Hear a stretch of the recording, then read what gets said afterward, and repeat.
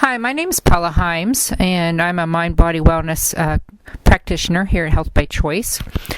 Today I'm going to do a presentation here on the web about the grieving process.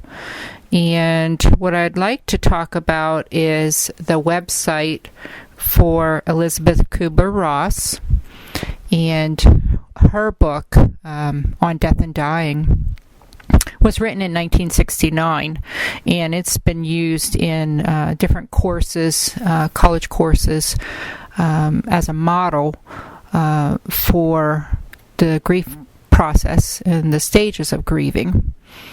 So let me go through these 5 different stages of grieving, and nobody actually goes through them in a set pattern or a certain time frame. Some people will go into one part of the grieving process, one stage, and then perhaps go back into another until you finally come to the end. And even after you come to the end, you still may go back into feeling some sadness or some anger. So let me go through these 5 stages, and then I'm going to talk about them one by one. Actually, first, let me tell you the website in case you want to get on there and follow along as I go through these 5 stages. It's Elizabeth Kubler-Ross, and she was very instrumental in helping us to understand the dying process, and also for those who lost loved ones, what the grieving process is. In a universal way. She looked at it across the world. The website's www.ekfoundation.org. So she passed on, I believe it was in 2004, and this foundation has set up a website with all her information. So let's take a look at the 5 stages, and then I will talk about each one.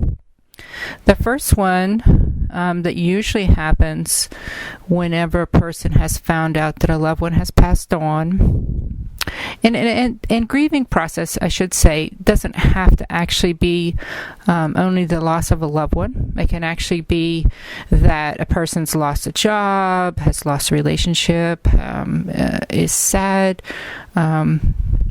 over a loss of something. Not necessarily always a loved one, but she did do her work on death and dying, and she came up with these 5 stages. So let's talk about them. The first one's denial, and that's whenever you are in shock, usually. You just, you can hardly believe the loved one's gone. You're really feeling sad. It's, as she says on her website, it's almost like a defense mechanism. It's almost as if you don't want to face the reality of what has happened and what has transpired, and so you kind of go into denial for a period of time. And the next stage is, the second one is anger. So sometimes people can get pretty distraught, emotionally upset about the loss of their loved one, or the relationship, or the loss of a job, loss of a pet, and you can feel angry. And so it's a natural phase of the grieving process. And it's not something that, if you're experiencing it, you should say, wow, I shouldn't feel this way. Sometimes you just might feel that way for a period of time. The third stage is bargaining. So bargaining is whenever you may feel like you've lost a significant person in your life, and you want to say to God, why didn't you just take me? I didn't want to lose that person. And you almost, even if you're not saying it to God, but maybe you're just saying it in your mind, I wished I would have been the one to go, and I wished I would have not lost my loved one. The fourth stage, which most people are familiar with is depression and sadness. And so it's very natural, it's very normal to feel sad in the days after a loved one has passed on. But it's also, I feel it's something that can come around from time to time in years to come. Sometimes there's reminders, maybe the anniversary of the death, maybe it was a spouse and you had your wedding anniversary and it brought back the memories, and you're feeling sad, you're feeling depressed. The one thing that I have noticed and read and studied is that when these emotions and these different stages come about, really it's best for you, as best as possible, to actually let the stage occur naturally. So rather than saying, well, I'm not going to feel sad anymore, or it's silly for me to still feel sad, or I shouldn't feel this way, when actually if you are feeling sad, just let that process through your system and maybe cry. Because when you do, it's actually a way of kind of clearing the emotion that you're feeling at the moment. When you cry, you just kind of relieve your system of the sorrow that you're feeling. It's going to help you more if you kind of ride through it and let it occur naturally and cry, than if you would say, I'm not going to cry, I'm not going to feel this way, and just suppress it. The last stage, the fifth stage, is acceptance. And acceptance is whenever you finally come to a peace and understanding that the loved one is gone, of course, but also that you just have a peace about it, that you miss them, you wish they wouldn't have gone, you wish they wouldn't have died, but that you're okay, you're more accepting of it at that stage than perhaps the other four stages. So just real quickly, that's denial, anger, bargaining, depression, and acceptance. So I have a couple of books here I wanted to mention. Of course, I did mention On Death and Dying, Elizabeth Kubler-Ross's book that was originally wrote in 1969 is the one that a lot of textbooks, a lot of courses, college courses, use this as a text in their classes on death and dying. She went on to write a lot of other books, actually, though, too, and you can find them on the website. And really, really, she's a fascinating person. She actually has, there's different lectures and DVDs I see that's on her website. I think I'm going to get a couple of them myself. Many of you who've heard me lecture before have heard me say and heard my story and heard me talk about that I have actually lost a child. I've lost both my parents, and most recently was my father 5 years ago after a long illness. And so I'm very familiar with the different stages from experience. I'm familiar with what they feel like. I'm familiar with the sadness that can come around from time to time, and in the grieving feels fresh. It feels like you miss them all over again. Something was a reminder or something. Maybe, like for me, it was maybe a dream. In a dream, I saw the loved one. I saw my father or somebody, and it just kind of brought them back to the front of my memory. And it made me just feel sad all over again in some cases. And so sometimes when I feel that way, I just let it ride. I just take the time to really think about them instead of pushing it aside, and I don't suppress it. I just feel sad for a while, and then it'll pass. So there's a couple books here. The first one is Goodbyes Are Not Forever, and that's by Joyce Swift. And I got this book, must have been a good many years ago, perhaps after my son died, and I thought it was helpful at the time. And then there's another one called The Grief Recovery Handbook, and it talks about death, divorce, other losses, and it gives you different things to do and look at, and even just different scenarios. Sometimes people will say, well, just give it some time, or you don't want to be alone, you shouldn't be alone. And so all those kind of different aspects of the grieving process are addressed.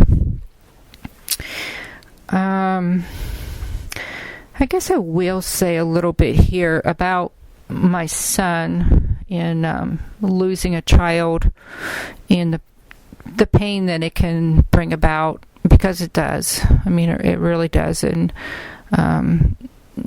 people have heard me say that he left this world because of suicide. And that is very, very, very shocking to live through, and very, it just, definitely there's the denial stage in the beginning. And I remember going through that when I heard about the incident, and going through the funeral process, and you just kind of feel like you're going to wake up one morning and you're going to kind of have them back. There's kind of no easier way to say it than to be so forward about it, but you do. You kind of you're in such shock and you're in such denial that you think, when I wake up tomorrow, everything's going to be back to normal, and of course that doesn't happen. And so when my son, this was in 1992, when he died, it took a lot of years. Sometimes people think you should be able to get over it fast, or maybe even they think a year is a good time. I don't really know. There's just no. Every situation's different. Every relationship's different. For suicide, it's a shock, and so when it's a child, it's a shock. So you kind of had the double. I kind of had the double whammy thing going on there. But then, on the other hand, in contrast, I suppose, when my father died, he had been ill with emphysema for about 8 years, and those 8 years he was good, fairly good health-wise at some points, and then other times we would be in the emergency room, or we'd end up in the nursing home, and then back out, and then back home. So it was kind of a little bit of a roller coaster of good health, bad health, and times where he would be near death, and you think it was the end, and then he would be able to be back home because he would pull out of it, and next thing you know, you'd be enjoying some good times again. So going through that long period of time with him actually was a little bit more preparation, let's say, more preparation for when the end was going to come. And when it got to the last year of his life, which was 2007, I think that he was ready, and we were also to the point as children that we were ready, that when the time would come, that we would be able to be together, and hopefully that he would have a peaceful death. And then that is exactly what happened, which was nice, that he had gone into the hospital and was given some sedation, and and his body just started to shut down in different ways. And within 2 days, of course, we were all there, the children, my 2 siblings and myself. And so we got to say goodbye, and we got to say thank you. We got to say we will miss you, but we'll be okay. And so that kind of a death process was one that was just more peaceful. It was sad, but at the same time it was expected, and it was really, honestly, it was as good as we could have had it, because we all got to be there with him. He really did not, one of his things was he didn't want to die in the middle of the night and nobody be around, and he wanted us to be there. And so he got his wish, and we got our wish, and we got to all say goodbye, and that was as good as it could have been.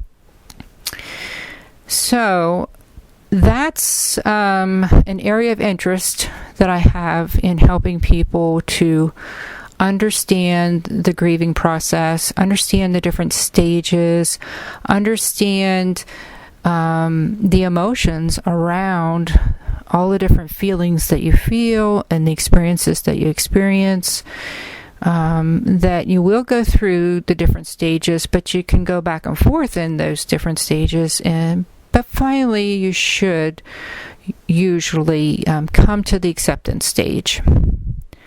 If by chance you don't, then, let's say in a reasonable time, year or 2, and you're still as upset or nearly upset as it was when the loved one first passed, then you might want to consider talking to somebody and just trying to see a fresh perspective about everything, and sometimes talking with somebody really helps. So that's what I do at Health by Choice. Is I try to help people not only in the grieving process, but in just ways of being happy with life, enjoying life, creating a life that you want to be living. And we are all going to, at various points in our life, lose people. We're going to lose family members. We're going to go through the grieving process. So having a little understanding about it, and then also, if you, like I said, if you need to talk even afterwards, that's what we're here for. And that's what I'm interested in helping people with. So thank you for listening. And again, my name is Paula Himes. I'm the Mind Body Wellness Practitioner at Health by Choice. And it's been a pleasure to talk with you today. Thank you.